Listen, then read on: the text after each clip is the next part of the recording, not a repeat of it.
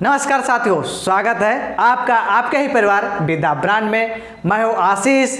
हम लोगों ने अब तक पढ़ लिया है कक्षा 6 में। पहली बात तो प्राचीन भारत को पढ़ा, फिर कक्षा 7 में हम लोगों ने पढ़ा मध्यकालीन भारत के विषय में, और आज से हम लोग शुरू कर रहे हैं पढ़ना कक्षा 8 के इतिहास के विषय में, जिसमें हम लोग जानकारी प्राप्त करेंगे आधुनिक भारत के विषय में। अर्थात हम लोग जानकारी प्राप्त करेंगे ब्रिटिश शासन के विषय में, उनके वायसरायों के विषय में, और साथ ही साथ भारत में हुए आंदोलन अर्थात जो स्वतंत्रता के लिए लड़े गए आंदोलन हुए हैं उनके विषय में भी जानकारी हम लोग इसमें प्राप्त करेंगे। इस कक्षा 8 के सीरीज में हम लोग क्रमवार तरीके से अध्ययन करेंगे कि जानेंगे कैसे भारत में अंग्रेजों का शासन पूरे भारत में फैला और कैसे इन लोगों ने फैक्ट्री लगाए एक स्थान पे और धीरे धीरे भारत को उपनिवेश बना लिया अपना। तो हम लोग पहले टॉपिक की ओर चलते हैं, देखते हैं उसमें क्या है। उसमें बताया गया तारीखों की महत्ता के विषय में, क्योंकि हम लोगों को पता है, हम लोगों ने पिछली 2 क्लासों में पढ़ रखा है कि इतिहास जो है वह एक परिवर्तन का दौर या फिर कह लीजिए परिवर्तन को दर्शाता हुआ एक लेख होता है। आप इतिहास में किसी न किसी चीज़ को परिवर्तित होते हुए देखते हैं। जैसे हम लोगों ने जब ह्यूमन डेवलपमेंट को पढ़ा पहले कक्षा 6 में, तो वहाँ पे क्या देखा कि इंसान ने पहले 4 पैरों पे चलना सीखा, ठीक है। उसके बाद वह पेड़ों पे रहने लगा, 4 पैरों पे चल रहा था, पेड़ों पे रहता था, इधर उधर खुले आसमान में क्या करता था, विचरण करता था। फिर धीरे धीरे हमने देखा कि वह जो मानव था वह समूह में रहने लगा।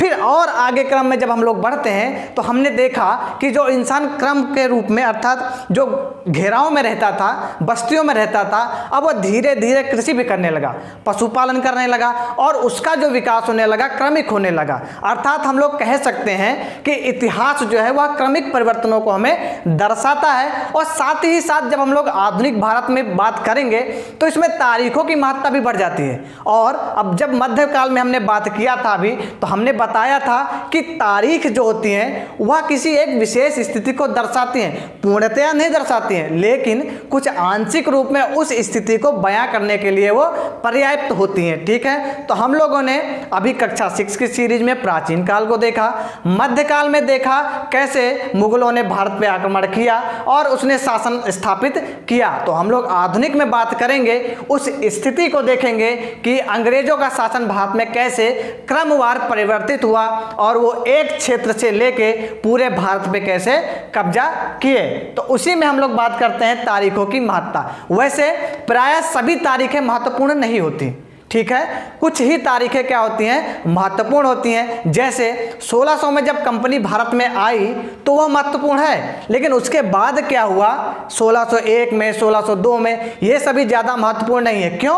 क्योंकि उसका जो ऐतिहासिक महत्व है वह अपने आप में एक विशिष्ट महत्व रखता है। तो हम लोगों ने क्या जानकारी प्राप्त की तारीखों की महत्ता में। तो हम लोग चलते हैं अपने सेकेंड टॉपिक की ओर। उसमें लिखा है कौन सी तारीखें महत्वपूर्ण होती हैं। तो अगर हम लोग बात करें कि कौन सी तारीखें इतिहास में महत्वपूर्ण हैं, तो मैं उसको एक उदाहरण के माध्यम से आपको समझाना चाहूँगा। जैसे आज आपका मान लीजिए बर्थडे है, ठीक है, आपके परिवार में पता है। तो आप अगर अपने परिवार में किसी से पूछेंगे, मान लीजिए पिताजी से आपने पूछा कि पिताजी आज क्या है, आज क्यों महत्वपूर्ण है, आज का दिन इतनी सजावट क्यों हो रही है, ठीक है। तो आपके पिताजी कहेंगे क्योंकि आज तुम्हारा बर्थडे है, इसलिए क्या हो रहा है, सारा डेकोरेशन हो रहा है, इसलिए यह आज का दिन बहुत महत्वपूर्ण है। तो क्योंकि ये वहाँ आपके परिवार के लिए महत्वपूर्ण है, और अगर इसी बात को हम एक भारत के लेवल पे ले जाएं तो आपका बर्थडे कोई मायने नहीं रखता है, जबकि आप एक भारत के नागरिक हैं, ठीक है। अगर हम लोग बात करते हैं कोई एक ऐसी घटना जो पूरे देश को, अर्थात कोई एक घटना है जो पूरे देश को क्या करे, प्रभावित करे, उसी को कहा जाएगा एक ऐतिहासिक तिथि कहा जाएगा, या फिर कहा जाएगा ऐतिहासिक तारीख कहा जाएगा। जैसे 1600 में भारत में कंपनी का आगमन हुआ, ठीक है। यह महत्वपूर्ण तो है कि 1600 में कंपनी की स्थापना भारत में हो गई, लेकिन उसके बाद के कालखंड में यह महत्वपूर्ण नहीं रहा कि भारत में कौन आया है कौन नहीं आया। फिर एकाएक कहीं कहीं आप देखते हैं अचानक प्रस्फुटन होता है, अचानक कंपनी ने किसी क्षेत्र पे आक्रमण कर दिया, या फिर क्या कर लिया, अपनी सेनाओं को विस्तारित कर लिया, या फिर आपने देखा या फिर आप देखेंगे कि कैसे उसने पूरे राजनीतिक क्षेत्र में भारत के दखल देना प्रारंभ कर दिया।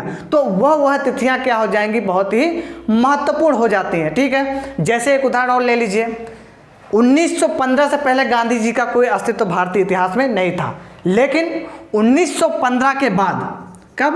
1915 के बाद गांधी जी का भारतीय इतिहास में बहुत अधिक महत्व बढ़ जाता है। क्यों? क्योंकि यह तिथि क्या थी? बहुत ही महत्वपूर्ण कैटेगरी में इसको रखा जाएगा। इस दिन भारत लौट कर आए थे अफ्रीका से गांधी जी। तो इस प्रकार हमने जाना कि कौन कौन सी तिथियां महत्वपूर्ण हो सकती हैं। ऐसी तिथियां जो किसी एक विशेष क्षेत्र को क्या करे? प्रभावित करे, उस तिथि को कहते हैं महत्वपूर्ण तिथि। जैसे जो 1857 की क्रांति हुई, यह आपके क्षेत्र के लिए तो नहीं हुई ना कि आपका बंगाल आज़ाद हो जाए या फिर उत्तर प्रदेश आज़ाद हो जाए। वह जब हुई क्रांति तो वह पूरे भारत लेवल पे हुई थी। कहाँ पे हुई थी? भारत लेवल पे। फिर जब 1947 की जो क्रांति हुई, अर्थात 1947 में जब अंग्रेजों ने भारत छोड़ने का फैसला लिया तो वह केवल उत्तर प्रदेश को नहीं छोड़ा, ना फिर वो केवल बंगाल को छोड़ा, उसने पूरे भारत को छोड़ के जाने का क्या किया? फैसला किया। तो उससे क्या हुआ? यह एक महत्वपूर्ण तिथि हो जाती है। और वहीं पर अगर देखें, जब भारत का विभाजन हुआ 1947 में, तो वह किसी एक क्षेत्र के लिए थोड़ी महत्वपूर्ण है, नहीं, वह पूरे भारतीय इतिहास को प्रभावित कर गया हुआ विभाजन। तो इसलिए यह भी तिथि क्या हो गई? महत्वपूर्ण हो गई। इस प्रकार आपने समझ लिया होगा कि कौन कौन सी तिथियां महत्वपूर्ण होती हैं। सारी तिथियां महत्वपूर्ण नहीं होती हैं। कुछ ऐसी तिथियां जो पूरे भारत को प्रभावित करें या फिर पूरे इतिहास में एक महत्व रखता हो, उसी तिथि को क्या कहा जाएगा? महत्वपूर्ण तिथि समझा जाएगा। अब हम लोग नेक्स्ट टॉपिक की ओर चलते हैं। हम अवधियां तय कैसे करते हैं? अवधियां तय करने का एक मानक तो होना चाहिए। होता है कैसे? जैसे मानक क्या होता है कि इतिहास जो है लिखा कैसे जाता है, तभी तो इतिहास का मानक तय होगा। तो इतिहास लिखने के क्या क्या, जैसे कोई साक्ष्य प्राप्त हो, ठीक है, साक्ष्य में क्या क्या हो सकता है? साक्ष्य में हो सकता है प्राप्त हो आपको मुद्रा प्राप्त हो। उस समय कौन सी मुद्रा प्राप्त होती थी? ठीक है, सोने की होती थी, फिर या फिर कह लीजिए सिल्वर, या फिर कह लीजिए चांदी की होती थी। ठीक है, उसके बाद आपने क्या देखा कि वहाँ से अभिलेख भी प्राप्त होंगे, पांडुलिपि भी प्राप्त होंगे। ठीक है, अभिलेख के रूप में क्या प्राप्त हो? पांडुलिपि प्राप्त हो। ठीक है, क्या? पांडुलिपि प्राप्त हो। या फिर क्या प्राप्त हो? दीवार में खुदे हुए क्या? आदेश हो। ठीक है, शासनादेश जिसे कह सकते हैं, क्या? शासनादेश हो। ठीक है, इन सभी चीज़ों के आधार पे क्या किया जा सकता है? इतिहास को लिखा जा सकता है। और साथ ही साथ कोई लेख प्राप्त हो। लेख मतलब समझ रहे हैं? कोई किताब लिखा हो उसके विषय में। ठीक है, क्या? किताब लिखा हो उस विशेष समस्या के विषय में या फिर उस विशेष कालखंड को जो दर्शाता हो, उन सभी के माध्यम से क्या करते हैं हम लोग? अवधियों को तय करते हैं। जैसे भारत में, ठीक है, 1757, 1771, ये सभी बहुत ही महत्वपूर्ण है। क्यों? क्योंकि जो भारत था, ठीक है, वो बहुत बड़ा देश था। उसको कंट्रोल करने के लिए कंपनी ने कुछ वायसरायों को क्या किया?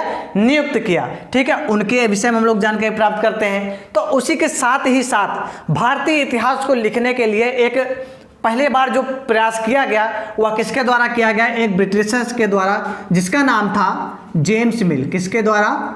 जेम्स मिल। जेम्स मिल ने अपनी सारी इतिहास की जो रचनाएं हैं, ठीक है, उसको किया था भारत के परिप्रेक्ष्य में। उसका किताब का नाम था हिस्ट्री ऑफ ब्रिटिश इंडिया। क्या नाम था? History of British India. क्या चीज़ थी? British India. इसमें भारत को 3 कालखंडों में विभाजित किया। वो 3 कालखंड कौन थे? पहला कालखंड उसने कहा कि क्योंकि भारत में पहले हिंदू लोगों का शासन था, ठीक है, हिंदुओं का प्रभुत्व पहले था, लेकिन अगर हम लोग अपने आधार पर देखें तो हिंदू शब्द का जो प्रथम प्रयोग मिलता है वह गुप्त काल में मिलता है। तो उसका कहना यहाँ पे क्या हो गया कि यह जो भारत का इतिहास है, प्राचीन इतिहास, वह हिंदुओं के प्रति डोमिनेट था। तो यह कहना गलत हो जाएगा। क्यों? क्योंकि भारत को जो विकास है वह क्रमिक रूप से बहुत प्राचीन काल से होता आ रहा है। तो वहाँ पर यह कह देना कि यह हिंदू कालखंड था, यह तो बहुत ज़्यादा दुर्धर्ष हो गया। ठीक है, कह लीजिए बहुत ही अप्रासंगिक हो गया। तो यह बात इसको क्या कर दिया? भारत के आने वाली पीढ़ी में जो आधुनिक इतिहासकार हुए उन्होंने इसको क्या कर दिया? खंडित कर दिया और इसके स्थान पे इसको कर दिया प्राचीन काल। क्या कर दिया? प्राचीन काल। फिर जेम्स मिल ने भारत को सेकेंड कालखंड में अर्थात मुस्लिम कालखंड में, इसको इस्लाम कालखंड कह लीजिए, मुस्लिम कालखंड में इसको विभाजित कर दिया। उनका तर्क था कि मुगलों ने भारत पे शासन किया, ठीक है, उन्होंने भारत पे शासन किया तो यह कालखंड इस्लामिक हो गया। लेकिन इतिहास उसी चीज़ों को एक केंद्र बिंदु मानकर लिखता है जिनका प्रभुत्व ठीक है, जिनका प्रभुत्व किसी विशाल क्षेत्र में बहुत अधिक रहा हो। हम देखें तो जो मुगल आए थे वह पहले भी माइनॉरिटी थे, अब भी माइनॉरिटी हैं, और मध्यकाल में भी माइनॉरिटी थे। तो यह भी कालखंड क्या हो गया, एक अप्रासंगिक हो गया। क्यों? क्योंकि जो इतिहास होता है, जिसका प्रभुत्व ज़्यादा होता है उसी के आधार पर उसको लिखा जाता है। क्योंकि हिंदुओं का जो वो था, ठीक है, हिंदुओं का प्रभुत्व कह लीजिए संख्या जो थी वह बहुत अधिक थी, तो यह जो इतिहास था इसको हिंदू काल कहना था। लेकिन इन्होंने कहा क्या, इस्लामिक काल या भी कह लीजिए मुस्लिम कालखंड। तो यह भी क्या हो गया, एक खंडित हो गया, अप्रासंगिक हो गया। तो अब जो भारत के इतिहासकार हुए इसको कह दिया इन्होंने मध्यकाल कह दिया। क्या कह दिया? मध्यकाल कह दिया। फिर जेम्स मिल ने कहा कि जो आधुनिक काल है, ठीक, जिसको हम लोग आधुनिक काल कहते हैं आधुनिक भारत में, या अब कहते हैं, तो उन्होंने कहा इसको क्या किया, नवजागरण काल कह दिया। ठीक, क्या कह, नवजागरण या फिर कह लीजिए ब्रिटिश काल। ठीक है, ब्रिटिश काल, ठीक है, ब्रिटिश काल। उनका मानना था कि जो सारी परिवर्तन का दौर हुआ वह उसके क्या है, कारण है। अर्थात कोई परिवर्तन हो रहा है, कोई सभ्यता जागृत हो रही है, आप सभ्य हो रहे हैं, भारत के लोग सभ्य हो रहे हैं, तो उनका ही बहुत अधिक क्या है, उसमें महत्व बढ़ जाता है। उन्होंने ही सिखाया कि भारत को कैसे सभ्य रहना चाहिए, कैसे खाना खाना चाहिए, चम्मच से खाना चाहिए, कांच के गिलास में पीना चाहिए। लेकिन लगता है वो भूल गए थे जेम्स मिल साहब कि भारत जो है वह बहुत प्राचीन काल से है। उसके यहाँ जो विकास हुआ वो आपके यहाँ पहले नहीं हुआ था। उसके जो ऐतिहासिक ग्रंथ हैं वो आपसे भी बहुत प्राचीन है। ऋग्वेद हो गया, हमने प्राचीन भारत में पढ़ाते हुए आपको बताया उसके महत्ता के विषय में। एक एक श्लोक में बहुत बहुत शोध ग्रंथ आज भी लिखे जा रहे हैं। क्यों? क्योंकि भारत का जो विकास था वो बहुत प्राचीन काल से ही हो रहा है। भारत के ऐतिहासिक ग्रंथ भी इसके प्रमाण हैं। लेकिन इनका मानना था कि यह क्या है, नवजागरण के क्या है, अग्रदूत हैं, और इनके कारण से क्या हो रहा है, पूरा भारत सभ्य हो रहा है। अरे मूर्ख लोग, काहे क्या ये सब कर रहे हो, हैं? देखिए, तो इन लोगों ने कह दिया। तो अगर हम लोग देखें तो इन्होंने जो नवजागरण काल किया तो इनको कालखंड क्या करना चाहिए था, क्रिश्चियन काल कहना चाहिए था। अगर ये हिंदू, मुस्लिम या फिर सिख ईसाई के रूप में इसको बांट रहे हैं तो इनको एक क्रिश्चियन काल भी तो कहना चाहिए था। क्यों नहीं कहा? क्योंकि ये अपने आप को अग्रदूत मानते थे सभ्यता का। ठीक है, तो भारतीय इतिहासकारों ने इसको क्या कर दिया, इसको भी खंडित कर दिया इस आधार पे अप्रासंगिक मानकर। तो इसको क्या कह दिया गया इन लोगों ने, भारतीयों ने क्या कहा, नवजागरण काल। क्या कहा? नवजागरण काल। यह पहला साक्ष्य मिलता है कि किसी ने भारत के विभाजन किया था। ठीक है, भारत का आधुनिक काल के विषय में क्या किया, विभाजन किया था, आधुनिक काल। ठीक, यहाँ पे होना चाहिए आधुनिक, नवजागरण नहीं, आधुनिक होना चाहिए। ठीक है, पहला साक्ष्य मिलता है भारतीय इतिहास को। लेकिन मध्यकाल में बहुत सारे इतिहास भारत के विषय में लिखे गए थे। ठीक है, अल-बरूनी हो गए, ठीक है, साथ ही साथ अबुल फजल हो गए। इन लोगों ने भी क्या किया, इतिहास में भारत के विषय में लिखा था। लेकिन इन्होंने कहा कि भैया नहीं, हमारा इतिहास सबसे ज़्यादा प्रमाणिक होना चाहिए। क्यों? क्योंकि ये लोग अपने पीछे पीछे पोथी वोथी लेकर आए थे कि हम जा रहे हैं, हम कुछ करेंगे नहीं, सबसे पहले लिख दो कि हम ये करने वाले हैं। ठीक है, इन लोगों ने ये प्रक्रिया चालू की।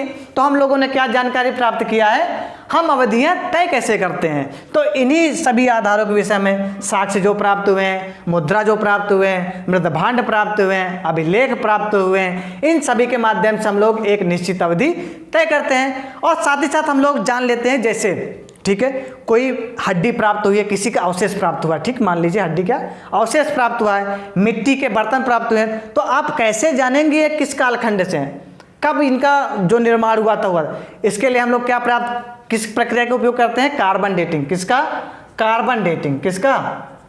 कार्बन डेटिंग का प्रयोग करते हैं। ठीक है, कार्बन डेटिंग का प्रयोग करते हैं पता लगाने के लिए कि यह कब निर्मित हुए थे। तो चलिए हम लोग जानकारी प्राप्त करते हैं उपनिवेशवाद या फिर कह लीजिए औपनिवेशिक के विषय। जब हम लोग बात कर ही रहे हैं उपनिवेशवाद के विषय में, तो इसमें दो पक्षों का होना बहुत ही अनिवार्य है, उपनिवेश बनाना और उपनिवेश बनने वाला, अर्थात दो पक्षों का होना बहुत ही अनिवार्य है। एक वह देश जो उपनिवेश बनाता है किसी को, और वह एक देश जो उपनिवेश बनता है। ठीक है, जो उपनिवेश बनाता है उसको कहते हैं मातृदेश। क्या कहते हैं? मातृदेश।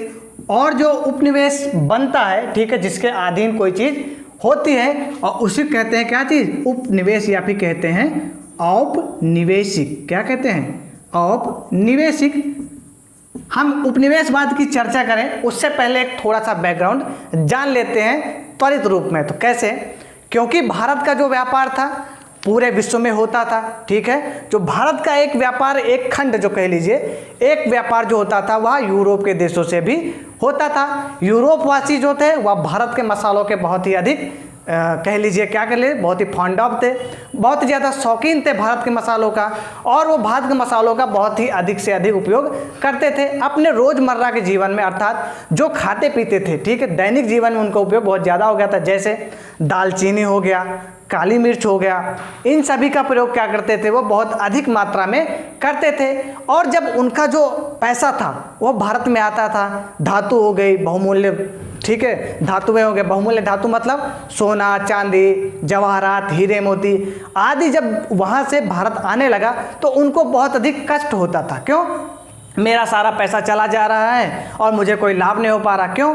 क्योंकि भारत से हम लोगों ने क्या दिया है, मसाला दिया है, और मसाला वहाँ पे बहुत अधिक लोकप्रिय हो गया है और उनका सारा धन यहाँ आ गया। तो फिर क्या होता है, उसी बीच कुस्तुनतुनिया पर 1453 में अधिकार कर लिया, ठीक है, मिडिल ईस्ट में कुछ शासकों ने, और वहाँ से जो भारत का रास्ता था वो बंद हो गया भारत आने से। फिर वहीं से आपने देखा कि समुद्री रास्तों का भी क्या होने लगा, खोज होने लगा, और उसी में पुर्तगाल का एक यात्री जिसका नाम था वास्को डिगामा। कौन? वास्को डिगामा भटकते भटकते भारत की तटीय सीमा पे आ पहुंचा और देखा कि यह एक भारत है, अर्थात भारत का एक क्षेत्र है। तो उसने क्या किया, वहाँ पे कॉलोनी बसाई, गोवा में अपने पहली फैक्ट्री बसाया, ठीक है। इसके विषय में हम लोग आगे चर्चा करेंगे। तो क्या हुआ, जब समुद्री मार्गों की क्या हो गई, खोज हो गई, तो भारत से व्यापार वहाँ होना, ठीक है, यूरोप में बहुत ही आसान हो गया था। तो इस प्रकार हमने देखा कैसे बैकग्राउंड वहाँ से हुआ। क्योंकि जब भारत में अंग्रेज आए तो कुछ समय तक उनकी स्थिति बहुत गंभीर थी कि वहाँ पे रुक पाएंगे भारत में कि नहीं रुक पाएंगे। लेकिन धीरे धीरे कह लीजिए भारत का दुर्भाग्य ये हो गया कि जब भारत को बहुत ज़रूरत थी कि कोई राजनीतिक शक्ति वहाँ पे भारत में रहे, उसी समय भारत का दुर्भाग्य खराब हो गया और क्या हो गया, राजनीतिक शून्यवाद की स्थिति उत्पन्न हो गई। क्योंकि उसी समय हमने आपको पिछली कक्षा में बताया कि क्या हो गया, 1761 में पानीपत का युद्ध हो गया, तृतीय वाला, और वहाँ पे जो मराठा शक्ति, क्योंकि इस समय तक मराठा शक्ति बहुत ही ऊपर जाने वाली शक्ति, बहुत अधिक गति से विस्तार करने वाला क्या हो गया, एक वंश हो गया था, राजवंश। लेकिन जब 1761 में पानीपत का तृतीय युद्ध होता है तो इसकी सारी शक्ति क्या हो जाती है, क्षीण हो जाती है, और अंग्रेजों ने धीरे धीरे धीरे भारत के विभिन्न क्षेत्रों में अपनी फैक्ट्रियों को क्या कर लेता है, स्थापित कर लेता है। धीरे धीरे आर्थिक नब्ज को वो क्या कर लेता है, कंट्रोल कर लेता है। भारत के विभिन्न व्यापारों पर अपना एकाधिकार प्राप्त कर लेता है। समुद्री व्यापार हो चाहे सूती वस्त्र व्यापार हो, तो वह क्या कर लेता है, धीरे धीरे भारत के आर्थिक क्षेत्र को कब्जा कर लेता है। अगर आपसे कहा जाए कि आपके क्षेत्र में कोई बहुत ही धनाढ्य व्यक्ति है, ये ठीक है, ये कोई व्यक्ति है, कोई धनाढ्य व्यक्ति है, ठीक है, इसके पास बहुत सारा धन है, ठीक है, बहुत सारा धन है, तो आप इसके विषय में क्या कल्पना करते हैं, यह बहुत अमीर, इसके पास 4 गाड़ियाँ, मतलब ये नहीं कह रहा हूँ मैं, क्या है इसका कहने का मतलब, उसका जीवन स्तर देखिए, जीने की स्थिति देखिए, वह बहुत ही बड़े घर में रहता है, ठीक है, उसका राजनीतिक विस्तार अर्थात कह लीजिए बड़े बड़े लोगों के बीच में उसका उठना बैठना होता है, तो वहाँ से उसका क्या हो गया, राजनीतिक विस्तार हो गया। कोई विशिष्ट कार्य होता है तो उसको क्या किया जाता है, बुलाया जाता है। कोई सांस्कृतिक कार्यक्रम हो गया तो उसको चीफ गेस्ट के रूप में बुलाया जाता है। तो यहाँ से हो गया सांस्कृतिक गतिविधि, राजनीतिक गतिविधि, और आर्थिक गतिविधियों को आपने देखा ही है, ठीक है। और आर्थिक गतिविधि होगी तो सामाजिक गतिविधि भी उसका क्या हो गया, उसका वर्चस्व समाज में भी बढ़ जाएगा। उसी प्रकार जो ब्रिटिशर्स थे उन्होंने आर्थिक क्षेत्र पे कब्जा किया, धीरे धीरे उसने क्रमिक विस्तार किया, और राजनीति पे भी उसने क्या किया, अपना कंट्रोल कर लिया। तो इस प्रकार हम कह सकते हैं कि ब्रिटिशर्स ने, क्योंकि उनका मानना था, अभी मैंने अभी बताया थोड़ी देर पहले कि जब उनका पैसा भारत में आता था तो उनको बहुत बड़ा दुख होता था कि हमारा सारा पैसा भारत में चला आ रहा, भारत सोने की चिड़िया हो गई है। तो उनके मन में था कि हम क्यों ना भारत को ही लूट लें, उसका पैसा उसी में लगा के उसी से हम लाभ प्राप्त कर लें। क्या, भारत का पैसा, ठीक है, किसका, भारत का पैसा, ठीक है, भारत में ही लगाना और लाभ भी कहाँ से प्राप्त करना, भारत से ही प्राप्त करना। आपको उदाहरण देता हूँ, भारत में जब उन्होंने फैक्ट्रियाँ लगाई तो यहाँ से उन्होंने कच्चा माल इकट्ठा किया, फैक्ट्रियों में कपड़े बनाया या फिर कोई वस्तु को क्या किया, उत्पादित किया, अपने इंग्लैंड में भी बेचते थे, पूरे विश्व में भी बेचते थे और भारत में भी उसके 4 गुना कीमत क्या करते थे, वसूलते थे। इस प्रकार हमने क्या बताया कि उन्होंने भारत को, ठीक है, पूरी तरह से आर्थिक रूप से कंगाल करने की योजना बनाई और उसमें वो सफल भी हुए। तो इस प्रकार हमने क्या बताया आपको, उपनिवेशवाद के विषय में। अर्थात उपनिवेश का मतलब क्या होता है, उप प्लस निवेश, ठीक है।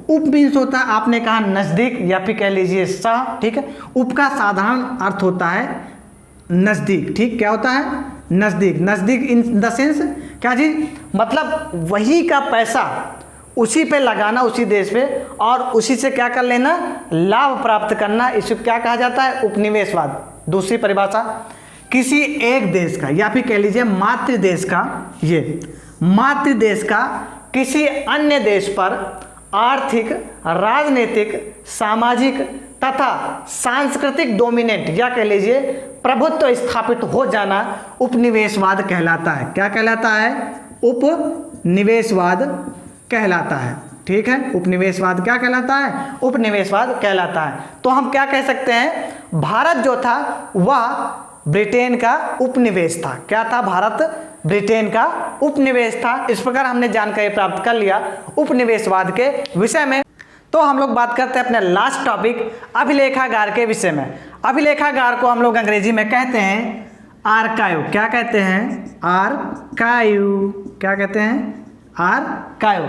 आप लोगों ने प्रायः मोबाइल में देखा होगा, नहीं समझिए, आपके पास एक मोबाइल है, ठीक है, आप मोबाइल में जीमेल में जाते हैं, जीमेल में आप जब किसी चीज़ को स्लाइड करते हैं, ठीक है, जीमेल में कोई आपका ये मैसेज लिखा हुआ है, ठीक है, आपने इसको इधर स्लाइड किया, ठीक है, तो वह लिख के आ जाता हरे हरे या फिर लाल लाल के उसमें कि यह क्या हो गया है, आर्काइव हो गया। क्या हो गया है, आर्काइव हो गया। आर्काइव मीन्स होता ही है संग्रह करना। क्या, संग्रह करना ही क्या कहलाता है, आर्काइव। अर्थात कोई आपका लेख है, ईमेल में तो कोई लेख ही होगा, ठीक है, कोई आपके लिए बहुत इंपॉर्टेंट मैसेज ही होगा, तो उसको क्या कर रहे हैं आप, संग्रहित कर रहे हैं। उसी प्रकार किसी ऐतिहासिक लेख को, ठीक है, जिसको कहते हैं पूरा लेख या अभिलेख को, किसी एक क्षेत्र में या कह लीजिए स्थान विशेष पे, कोई भी स्थान हो, ठीक, किसी का घर हो सकता है, वैसे में सरकारी घर होता है। 1920 के दशक में राष्ट्रीय अभिलेखागार का क्या हुआ था, स्थापना हुई थी और अभिलेखागार की जो नींव रखा गया वह ब्रिटिशर्सों के द्वारा ही रखा गया, ठीक है। तो हमने क्या कहा था कि ऐसा स्थान जहां पे पूरा लेखों का क्या किया जाता हो, संग्रह किया जाता हो, उसे कहते हैं अभिलेखागार। तो हमने अभी आपको बताया कि आर्काइव का जो स्थान होता है वह प्रत्येक स्मार्टफोन में पाया जाता है, तो उसी से आप इसे लिंक कर लीजिए, ठीक है। तो हम लोगों ने क्या जानकारी प्राप्त किया कि आर्काइव होता क्या। आपने प्रायः थाने में गए होंगे, ठीक है, या फिर आप किसी यूनिवर्सिटी में गए होंगे या फिर किसी छोटे विद्यालय में गए होंगे, ठीक है, तो आपने वहाँ पे प्रायः देखा होगा एक कोई कमरा होता है जहाँ पे विभिन्न पुस्तकें रखी हुई होती हैं, इतिहास हो गई, कहानियाँ हो गई या फिर पांडुलिपि हो गई, ठीक है, या कोई विशेष दस्तावेज हो गए। थाने में क्या होता है, थाने में यह होता है कि उसने कब हत्या किया, उसमें क्या सजा दिया गया, ठीक है, इन सभी का जो प्रावधान होता है, उसलिए वो लोग क्या करते हैं कि एक रिकॉर्ड रूम बना के रखते हैं अपने पूरे थाने में, ठीक है। उसी प्रकार आप न्यायालयों में जाइए, ठीक है, वहाँ पे भी एक रिकॉर्ड रूम होता है जहाँ पे बहुत ही सारी सजाओं का क्या होता है, एक संग्रह होता है कि इस केस में इस आदमी को यह सजा दी गई थी। ये सभी क्या हैं, अभिलेखागार ही कहलाते हैं। जैसे आपके फोन में, वैसे आपके न्यायालय में, वैसे आपके थाने में, और जो राष्ट्रीय स्तर पर रखे जाते हैं अभिलेखों को, उनको कहा जाता है राष्ट्रीय अभिलेखागार। इस प्रकार आज का वीडियो यहीं तक। आप इस वीडियो को अधिक से अधिक लाइक करें, शेयर करें, सब्सक्राइब करें और साथ ही साथ सुझाव अपने कमेंट के माध्यम से जरूर पहुंचाएं। इस वीडियो को बहुत दूर तक फैलाएं, अर्थात इसको ज़्यादा से ज़्यादा शेयर करें, क्योंकि यह हमारा पहला चैप्टर है कक्षा 8 का, और सबको अपने साथ जोड़ें, कक्षा 8 की तैयारी हमारे साथ करें। तो मिलते हैं नेक्स्ट वीडियो में। नमस्कार।